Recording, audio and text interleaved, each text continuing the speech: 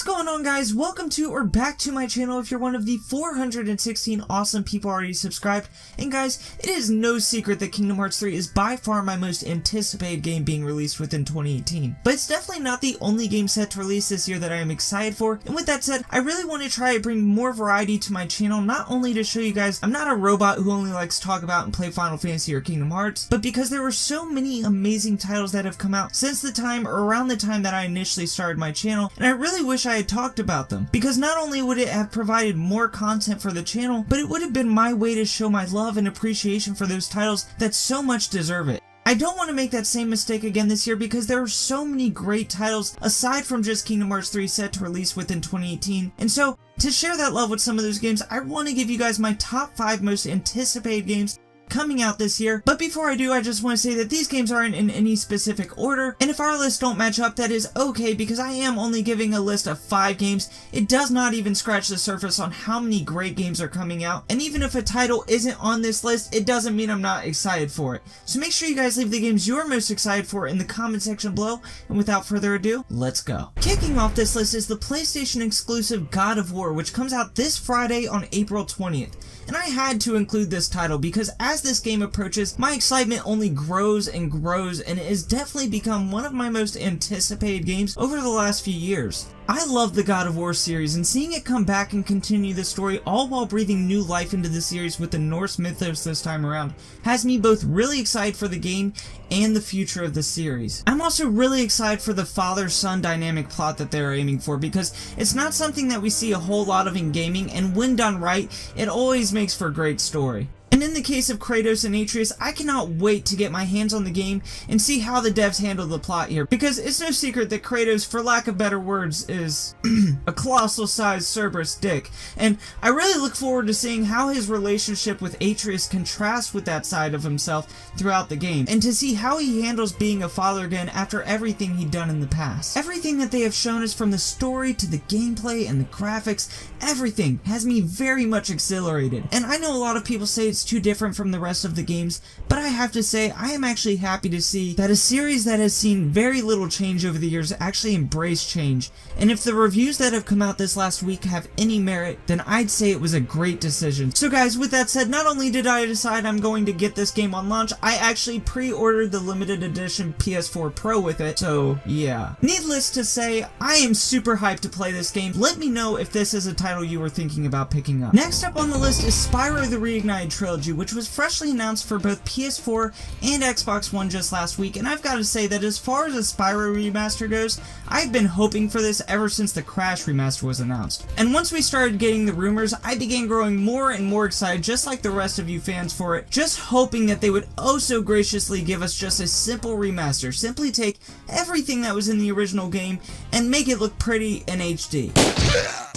But I wasn't expecting anything near as amazing as what we would see in its reveal trailer. The level of detail that was added by Toys for Bob is astounding, and it blew my mind the first time I saw it in the trailer. The redesign of the worlds isn't going to suit every fan's taste, as a simple recoat may be all they want, but Toys for Bob's reimaginings of just a little bit of the first game that we have seen is more than I could have ever asked for as a Spyro fan. Seeing all the ways that this is both the same but different, and it really looks like how I think the worlds in Spyro would have looked maybe if it was made today. Spyro the Reignited Trilogy is definitely one of the games I have to say I'm most excited to play this year. It comes out on September 21st. Let me know if this is one of the ones that you'll be picking up. Alright guys, so for my number 3 pick, I am going with the Project Octopath Traveler being developed for the Nintendo Switch by Square Enix. And I have to say, I remember seeing the original trailer for this game and being absolutely blown away by the music and how pleasing the old school Pixar clashing with the 3D models were. And I was instantly excited. But once I got my hands on the demo and actually got to try out the game and test out the potential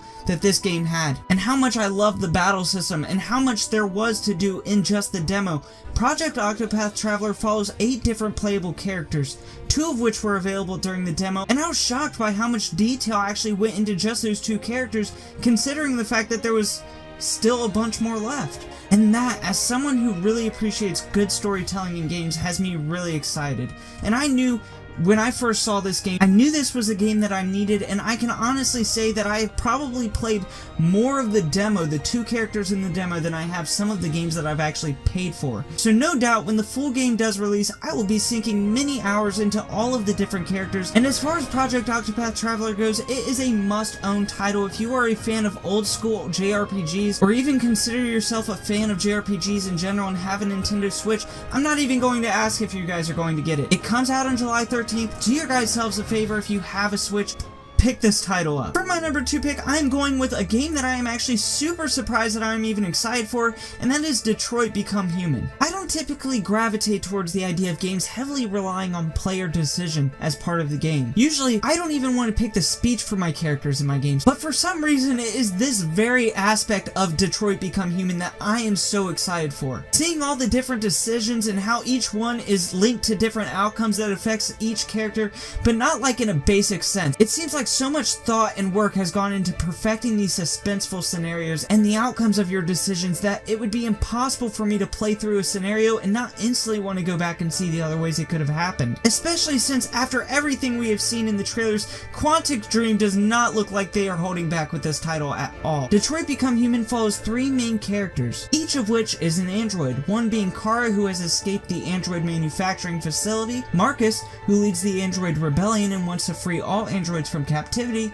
and then there's Connor, an android detective who is trying to capture the escaped androids. And what's really interesting is the developers have stated that there are multiple main characters who can die in this game, and thus there are no game over screens. And it makes me wonder whether or not all the characters can die or if only 2 can, but nonetheless, it is very interesting, and I say it's safe to expect that this game is going to be pulling on all different kinds of player emotions throughout it. I'm really excited to see all the different outcomes and choices that the game allows us, and I know that I will personally be playing this game a lot when it comes out. Detroit Become Human comes out May 25th, so let me know down in the comment section below if you'll be picking this one up. Alright, for my number 1 pick, I am going with Spider-Man for the PlayStation 4. There is no way I could make a 2018 most anticipated games list without adding Spider-Man for the PS4. Spider-Man is currently being developed by Insomniac, and that in and of itself is a reason to be excited. And I can't speak for anybody else, but I truly think this is going to be the Spider-Man game that I have always wanted. I know that that seems like big words for a game that hasn't come out yet,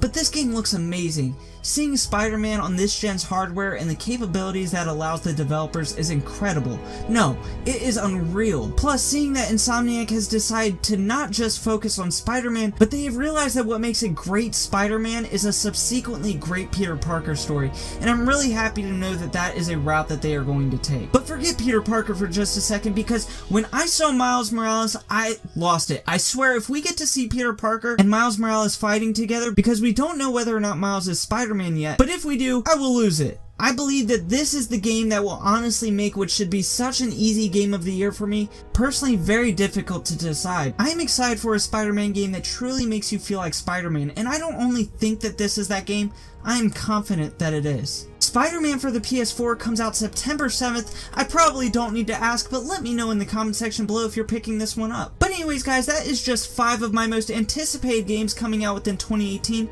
Let me know in the comment section below which ones you agree with, which ones you don't, and what games you are most excited to see come out this year. If you enjoyed this video and want to see more of my most anticipated games, then make sure you like it, and please, if you want to stay up to date on all of my videos, then make sure you subscribe with notifications on, and I will see you next time.